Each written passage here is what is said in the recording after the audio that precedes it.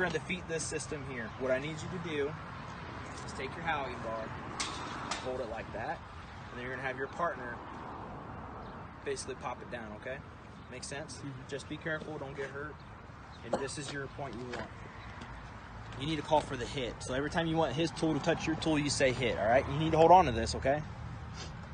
Go for it. Hit. Hit. Hit. Hit. Hit. Hit. Hit. Hit. So now look, you just defeated one hinge. Now what if I took this hinge out of play? What happens? Now I can swing the entire gate out. Let's go ahead and do it.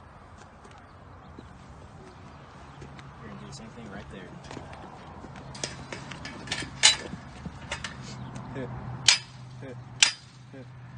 Hit. Hit. Actually, you know what? This is sliding down, which is fine. Try doing this guy right here, but hitting it up. Have your partner strike up. Hit. Hit. There you go.